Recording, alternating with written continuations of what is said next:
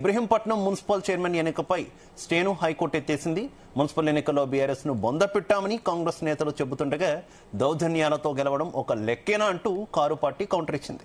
మరోవైపు కాంగ్రెస్ బీఆర్ఎస్ తో స్థానిక లీడర్ల పొత్తులపై బీజేపీలో రచ్చ సాగుతుంది. మున్సిపల్ ఎన్నికల రాజకీయం, పార్టీల తీరుపై ఇవాల్టి డిబేట్లో మనం చర్చించబోతున్నాం.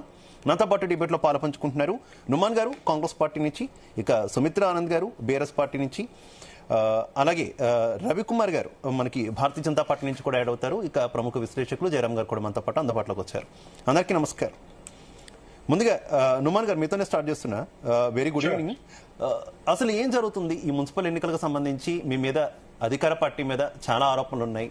ఎస్పెషల్లీ ఈ రోజు కేతనపల్లిలో జరిగినటువంటి ఘటనలకు సంబంధించి బీఆర్ఎస్ అయితే మీ మీద దుమ్మెత్తిపోస్తున్నటువంటి పరిస్థితి. మహిళల పట్ల అసభ్యంగా ప్రవర్తించారు కాంగ్రెస్ నాయకులు అనేది ప్రధాన ఆరోపణ చేస్తున్నారు. తిరిగి కేసులు వాళ్ళ మీదే నమోదు చేసిన సిచ్యువేషన్ కనిపిస్తుంది. అధికార దుర్వినియోగం అనేటటువంటి ఆరోపణలు ఉన్నాయి. ఏం చెప్తారు, అసలు ఏం జరుగుతుంది కేతనపల్లిలో? Very good evening to you as well as Madam Sumitra garu, Professor Jairam garu as well as all the viewers.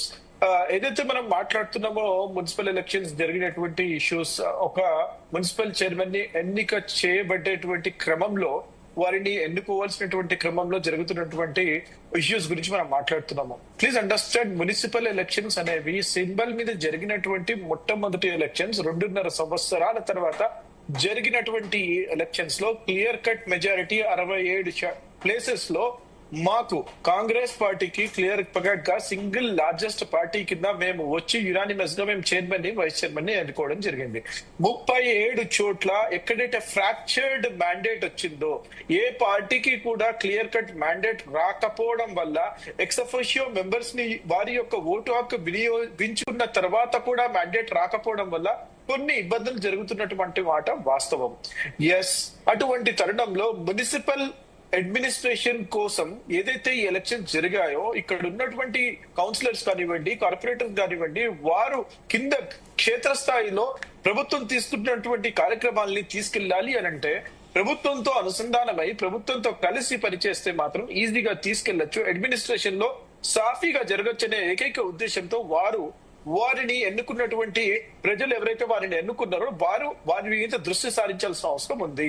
అది సారించకుండా 4 వ్యక్తుల గురించి నేను చెప్పదలుచుకుంటానండి.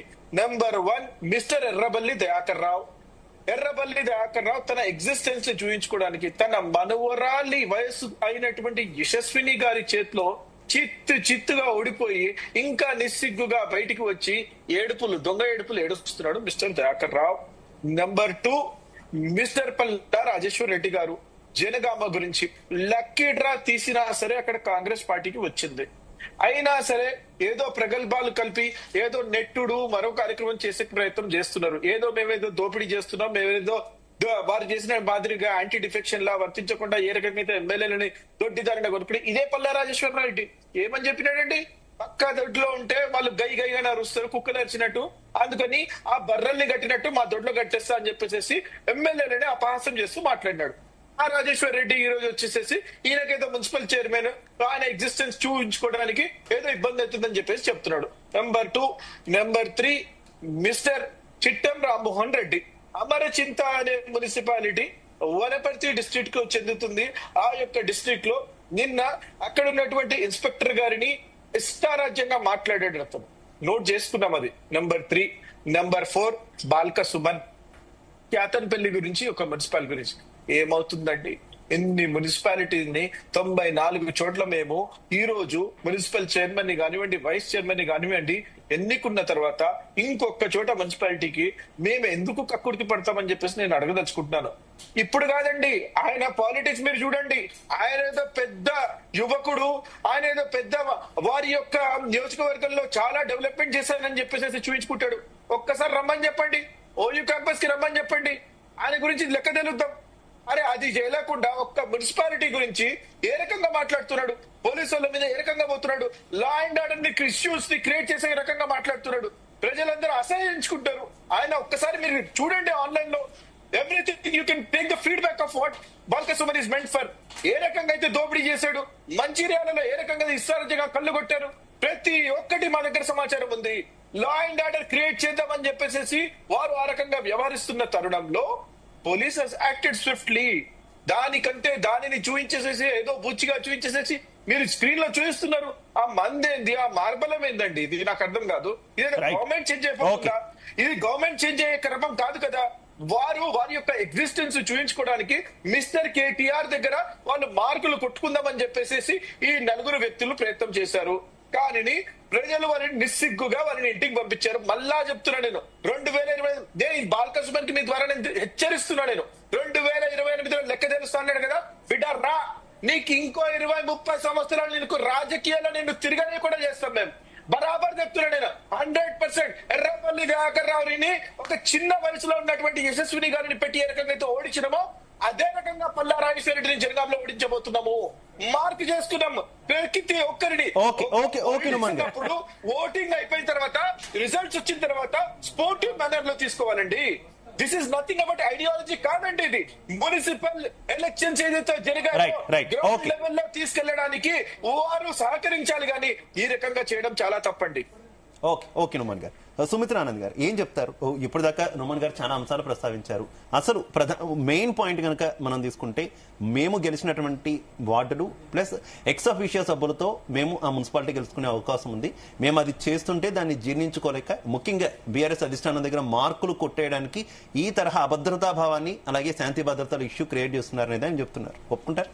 శివ గారు, మీకు డిబేట్లో పాల్గొంటున్నటువంటి డాక్టర్ తాటికాయల జయరాం గారికి, నుమాన్ గారికి, జీ తెలుగు వీక్షకులకు నమస్తే అండి. జై తెలంగాణ. నుమాన్ గారు చాలా అడ్డగోలుగా మాట్లాడుతున్నారండి. ప్రజాస్వామ్యంలో సమవయస్కులు పోటీలో ఉండాలని ఏమన్నా నిబంధన ఉన్నదా? వయసులో పెద్ద చిన్న పోటీలో ఉండకూడదా? ఓటమి అనేది ప్రజాస్వామ్యంలో సర్వసాధారణం కదా, గెలుపోటములు. రేవంత్ రెడ్డి గారు ఓడిపోలేరా? ఎర్రబెల్లి దయాకర్ రావు గారు ఓడిపోయిందంటే రేవంత్ రెడ్డి గారు వాళ్ళ నియోజకవర్గంలో ముందు ఓడిపోలేరా? గెలుపోటములు సహజము. ఇప్పుడు ముఖ్యమంత్రిగా ఉన్నటువంటి రేవంత్ రెడ్డి గారు కూడా ఓడిపోయే ఎంపీగా వెళ్ళిండ్రు. ఒకటి. రెండోది, ఇక్కడ కేతన్పల్లి విషయానికి వస్తే బాల్కా సుమన్ గారిని అనే అర్హత వీళ్లకు లేదు. అక్కడ వీళ్ళ మెజారిటీ ఎంత? అక్కడ ఉన్నటువంటి 24 మంది కౌన్సిలర్లలో 10 బీఆర్ఎస్ గెలుచుకున్నాం, 4 సిపిఐ, పొత్తులో 2 కూడా సిపిఐ బీఆర్ఎస్, 14 అయినాయి. 14 ఉన్న చోట 7 కాంగ్రెస్, 1 ఇండిపెండెంట్. ఆ ఇండిపెండెంట్ ను చేర్చుకున్న వాళ్ళు 8. ఎక్స్ అఫీషియో ఓట్లు 2 తండ్రి కొడుకులు ఇద్దరి ఎంపీవి మంత్రి గారు వేసుకున్న 10. ఇక్కడ ఎవరి మెజారిటీ ఉంటుందండి? ఇక్కడ శాంతి భద్రతలకు విఘాతం కలిగిస్తూ ఎన్నికల వ్యవస్థను ప్రజాస్వామ్యాన్ని కూనీ చేస్తూ రెండవసారి ఎట్లా వాయిదా వేస్తారండి? అక్కడ ఉన్నటువంటి సిపిఐ సభ్యుడిని బలవంతంగా కుర్చీతో సహా ఎత్తుకెళ్లే ప్రయత్నం ఆ ఇండిపెండెంట్ అభ్యర్థిని పంపించి, అక్కడ సీసీ ఫుటేజ్ కనుక తెస్తే, ధైర్యం దమ్ము ఉంటే అది బయట పెడితే అక్కడ ఏం చేశారు, ఏం జరిగింది ఆ హాల్లో, ఎన్నిక హాల్లో అనేది క్లియర్ అవుతుందండి. వాళ్ళు దాడికి తెగబడితే అక్కడ ఉన్నటువంటి సభ్యులందరూ ఆయనకు రక్షణగా ఎక్కడికి తీసుకెళ్తారు, మా సభ్యుడిని ఎక్కడికి తీసుకెళ్తారు, ఇది ఎక్కడ న్యాయం అని రెండోసారి జరిగినటువంటి ఎన్నికల్లో ప్రశ్నిస్తే ఆ మహిళా సభ్యులను కూడా చూడకుండా ఇష్టం వచ్చినట్టు తాగొచ్చి తెగబడి ఇష్టం వచ్చినట్టు వాళ్ళ మీద తగలరాని చోట తగులుతూ, వినండి వినండి వినండి మీరు వినండి వినండి వినండి మీరు మీకు సీసీ ఫుటేజ్ తెప్పించే దమ్ము ధైర్యం ఉన్నదా? హ్యూమన్ గారు తప్పు. సీసీ ఫుటేజ్ తెప్పియండి మీరు, సీసీ ఫుటేజ్ తెప్పియండి మీరు. ఆ దమ్ము ధైర్యం ఉన్నదా? 14 మంది ఎన్నికైనటువంటి చోట 14 మంది ఎన్నికైనటువంటి బీఆర్ఎస్ బలము 14 మంది. మీ బలం ఎంత? ఎక్స్ అఫీషియో ఓట్లు కలుపుకున్న 10 మందే. ఒకటి, అక్కడ రాజకీయ ప్రసంగాలు చేయవచ్చా? మంత్రి గారు స్వయంగా అక్కడ రాజకీయ ప్రసంగం చేసిండ్రు. మీరు అధికార పార్టీతో ఉంటే మీకు లాభం, మీరు అధికార పార్టీతో ఉంటే అభివృద్ధి జరుగుతుంది. ఏదండి రాష్ట్ర వ్యాప్తంగా లేని ఎన్నికల హాల్లో చేస్తారా? అది ఎన్నికల హాల్లో ఎన్నికల నిబంధనలకు తూట్లు పొడుస్తూ మంత్రి గారు ఎన్నికల హాల్లో మాట్లాడొచ్చా? ఎంఆర్ఓ గారు, పోలీసులు, చట్టము అంతా కళ్ళు మూసుకొని. నుమాన్ గారు మీరు ఆగాలండి, మీరు ఆగండి. ఎన్నికల హాల్లో మంత్రి గారు స్వయంగా అట్లా మాట్లాడుతూ, ఇంకా ఎన్నికను వాయిదా వేస్తూ, వాళ్లకు బ్రేక్ కావాలని, వాష్రూమ్కి వెళ్తామని బ్రేక్, రకరకాలుగా అక్కడ ఎట్లయితే వాయిదా వేయాలని. ఎంఆర్ఓ గారు 2 నిమిషాల సమయం ఇస్తున్నా గొడవ సద్దుమణుగుతే సరి, లేదంటే వాయిదా వేస్తా అని చెప్పేసి ఆ 2 నిమిషాలు కూడా కాకముందు 1 నిమిషంలో ఎన్నిక వాయిదా. ఒకటోసారి అయితే మర్నాడు ఉంటది వాయిదా పడితే, రెండోసారి వాయిదా పడితే ఎట్లా? ఏంటి అసలు ఏం చేయాలనుకుంటున్నారు ప్రజాస్వామ్యాన్ని? ఇదెక్కడి దుర్మార్గము? ఒక్కరున్న చోట కాంగ్రెస్ గెలుస్తుందా? 10 మంది ఉండి 14 మంది ఉన్న చోట ఏది మెజారిటీ? వాళ్ళు ఎక్సఫేషియో ఓట్లు కలిపినా అక్కడ రారు. కేతన్పల్లిలో డబ్బుతోని అన్ని కొనలేరు. అధికార మదంతోని ప్రతి చోట్ల కుట్రలు కుయుక్తులు. ఎన్నికల ముందు ఏం చేసిండ్రండి?